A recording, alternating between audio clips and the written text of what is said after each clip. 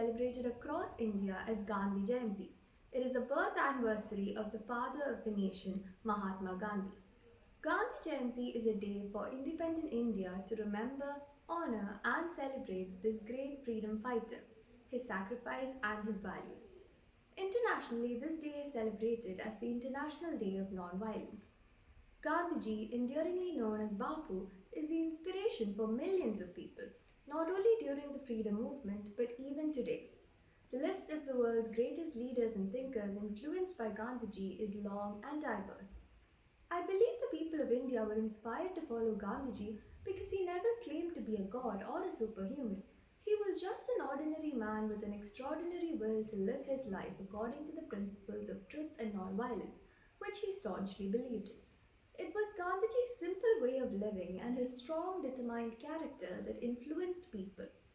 His concepts of satyagraha and ahimsa sparked interest and enthusiasm in millions of Indians. His methods could easily be understood by both the educated and the poor. He practiced what he preached, inspiring patriotism in every Indian. Mahatma Gandhi once said, "Non-violence is not to be used ever as the shield of the coward, it is the weapon of the brave." I believe this is a truly relevant message for the youth of today.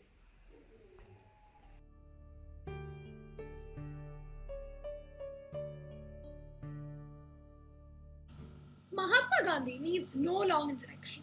Everyone among us knows about the man who led the Indian people to independence from British rule in 1947. So today I'm going to tell few tips from Mahatma Gandhi. The first one would be to change yourself. We all have heard the quote, "You must be the change you want to see in the world." So if you change yourself, you'll change your world. If you change the way you think, then you'll change how you feel and what actions you take. The world around you will also change. It is not only because you're viewing the environment through a new lens of thoughts and emotions, but also because it will help you to take actions in different way. The second tip is you are in control. Now, what you feel and how you react to different things is always up to you. There might be a normal or a common way to react to different things, but that's mostly just all it is. You can decide how you want to react to particular things. Third one is forgive and let it go. Fighting evil with evil won't help anyone. So when you can incorporate such a thought into your life, you can react in a way that is more useful to you as well as others. If you don't forgive and then you let the past and the other person to control how you feel and what actions you take. So by forgiving, you release yourself from those bonds, and also you can focus totally on yourself and on the future. The fourth one is without action, you're not going anywhere. Without taking action, very little can be done.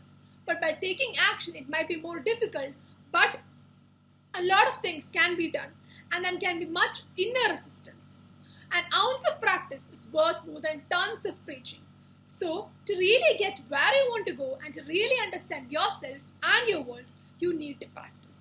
And books can mostly just bring you knowledge. You have to take the action and translate that particular knowledge into results as well as understanding.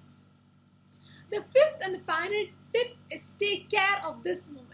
The best way that I've found to overcome the inner resistance that often stops us from taking a particular action is to stay in the present as much as possible and to accept the situation as it is.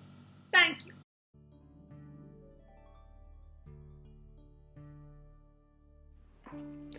Gandhi dedicated his life to discovering and pursuing truth, asatya, and called his movement Satyagraha, which means appeal to, insistence on, or reliance on the truth.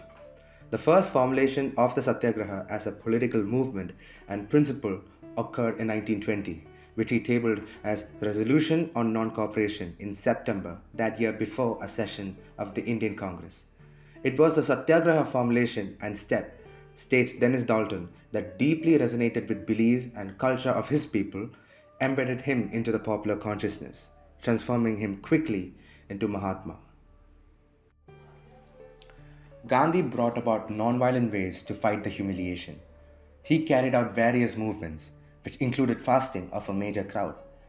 After achieving success, he demonstrated to the world that justice could be achieved without violence. Every step taken by the great leader teaches us a valuable lesson. We may not have him with us anymore, but we surely have his praiseworthy principles to follow, which will help us get through any tough situation in life. Finally, in 1947, the British gave India its independence but divided the country into two colonies, India and Pakistan. Gandhi was against the partition. On January 30, 1948, Gandhi was on his way back from an evening prayer in New Delhi when he was shot dead by Nathuram Godse. He was a Hindu fanatic who was furious about the fact that Gandhi was against the partition and was negotiating on cancelling it. The next day, millions mourned and he was cremated on the banks of the holy Yamuna River. Every year on October 2nd, a national holiday is observed to honor his contributions to the nation. On June 15, 2007, the United Nations General Assembly declared October 2nd as International Day of Nonviolence in his honor. The day honors the universal significance of the concept of nonviolence with the goal to secure a culture of peace, tolerance, understanding, and nonviolence. To conclude the life of Mahatma Gandhi is an open book where we could learn how to approach life and the importance of nonviolence. The principles of nonviolence, honesty, and consistency are the three weapons to rescue from the war of any hardship in life. He lived for the betterment of the country, and he died for the country. Thank you.